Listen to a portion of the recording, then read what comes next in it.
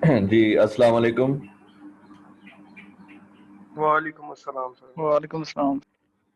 Okay जी, अब start करते हैं। मेरे ख्याल काफी लोग आ गए हैं। ये थर्ड लेक्चर हमारा है। ब्लैक बॉडी रेडिएशन के बारे में आज हमने डिटेल पढ़नी है। प्लांक्स क्वांटम हाइपोथेसिस क्या था।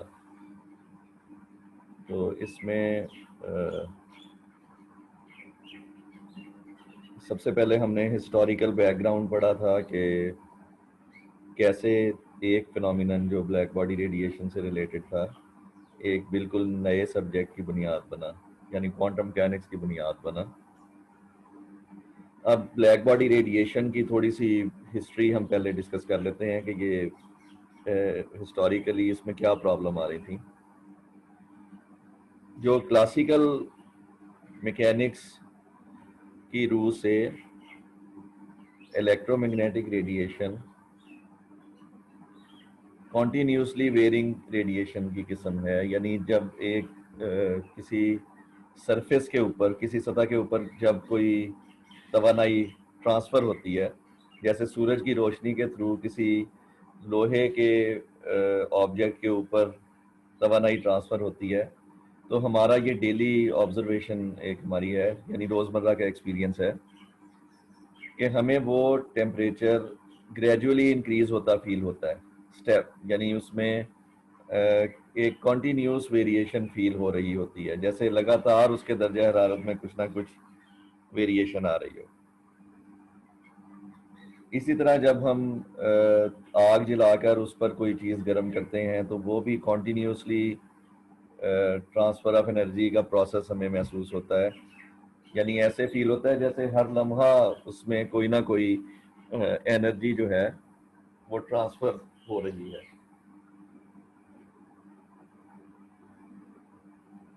ऐसे बहुत सारे फिनोमिनन हम लाइफ में देखते हैं, यानी जब हम फोर्स एक्सर्ट करते हैं तो भी हमें फील होता है कि ये जो कुव्वत हम लगा रहे हैं ये भी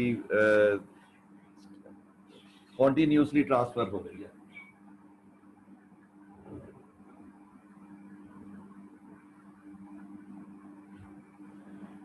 तो ये जो फिनोमिना है जो हम डेली लाइफ में ऑब्जर्व करते हैं कि there are continuously varying changes, energy absorption का जो प्रोसेस है वो एक मुस्तकिल प्रोसेस है। तो ये हमारा डेली लाइफ का एक्सपीरियंस था, और यही वो एक्सपीरियंस था जिसकी बेस पर साइंसदानों ने कोशिश की कि वो ब्लैक बॉडी रेडिएशन के स्पेक्ट्रम को एक्सप्लेन कर सकें।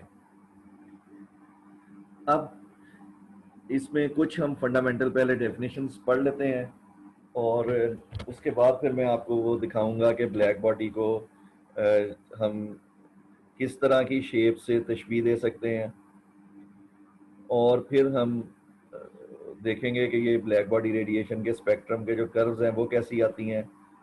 एक हम थोड़ी सी इसकी एप्लीकेशन देखेंगे, और फिर हम इसकी मैथमेटिकल डिटेल्स वो जो बुक में यहाँ दिए हुए हैं उसको डिस्कस करेंगे। तो सबसे पहली बात ये है कि जो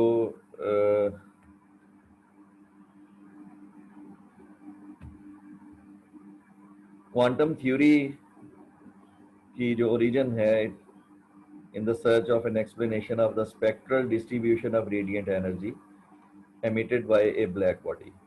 ये अब यहाँ पर spectral distribution of radiant energy से क्या मुराद होता है वो हमने आज सीखना है। फिर an ideal black body is defined as one that absorbs all the electromagnetic radiation incident upon it. It follows from Kirchhoff's law that such a body is also a better radiator of energy. यानी जो object जितनी अच्छी तरीके से energy को absorb करेगा उतने ही अच्छे तरीके से वो, जब उसको हम किसी एक दर्जा हरारत पर रखेंगे, वो उतना ही अच्छा एमीटर भी होगा। यानी good absorber is a good emitter of all the frequencies than any other body at the same temperature. और ये हम जानते हैं कि आइडियल ऑब्जेक्ट एग्जिस्ट नहीं करते, ये हम एक नियरेस्ट अप्रोच इसकी यूज कर लेते हैं। The nearest approximation is a hollow enclosure having blackened inner walls and a small hole. यानी ये जो चीज़ है कि एक हमारे पास एक एनक्लोजर हो, यानी एक बॉक्स टाइप चीज़ है जिसको हमने इनर वॉल्स को ब्लैक किया हुआ है और उसमें एक स्मॉल होल है, तो जो भी रेडिएशन इसके ऊपर फॉल करेगी, any radiation entering the enclosure through the hole will suffer reflections repeatedly and get absorbed inside, वो मतलब बाहर नहीं निकल सकेगी। और इस तरह के एनक्लोजर को जब आप किसी हाई टेम्परेचर टी पर हीट अप करेंगे तो it will emit radiation.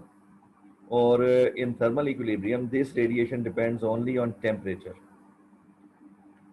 A very small fraction of radiation pass through the hole, और ये जो होल होगा, since this hole acts as a black body, this radiation is called the black body radiation at temperature T. तो black body radiation के कुछ और नाम भी हैं। फॉर एग्जांपल हम ब्लैक बॉडी रेडिएशन को कैविटी रेडिएशन भी कहते हैं, और हम ब्लैक बॉडी रेडिएशन को टेम्परेचर रेडिएशन भी कहते हैं। ये मुख्तलिफ नाम हैं। इसके अलावा ब्लैक बॉडी रेडिएशन तो हम कहते ही हैं। तो ये क्यों इनके ये मुख्तलिफ नाम रखे गए हैं, ये भी आज हमने डिस्कस करना है। तो ये तीनों नाम हैं ब्लैक बॉडी रेडिएशन के, यानी कैविटी रेडिएशन, टेम्परेचर रेडिएशन, और तीसरा ब्लैक बॉडी तो हम इसको कहते ही हैं।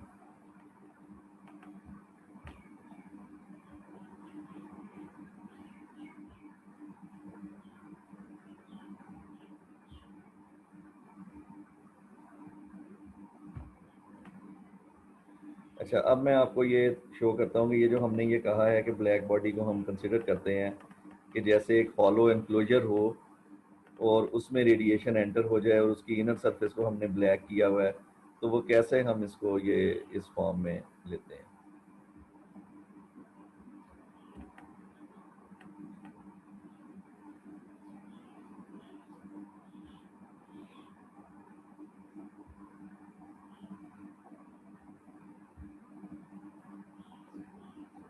जी, तो आपको ये इस वक्त अब एक नज़र आ रहा होगा।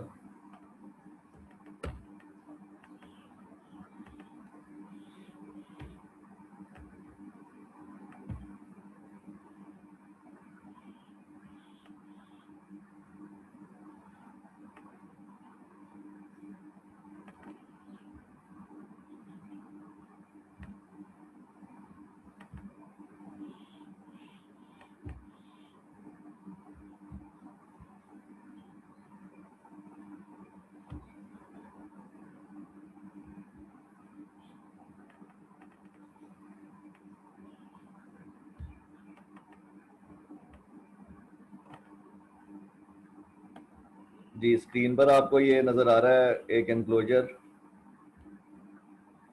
यानी ये हमारे पास एक ब्लॉक है,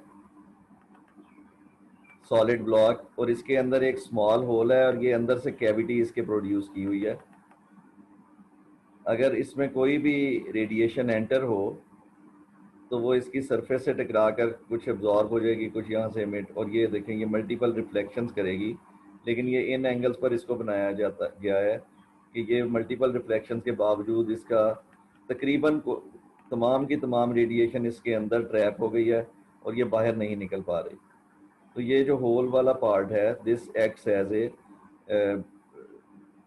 cavity radiation. That's why black body radiation को कैविटी रेडिएशन का नाम भी दिया जाता है। यानी एक ब्लॉक के अंदर कैविटी प्रोड्यूस कर लें तो उसमें जो रेडिएशन एंटर होगी it can not go out, तो इस तरह की रेडिएशन को हम कैविटी रेडिएशन का नाम देते हैं।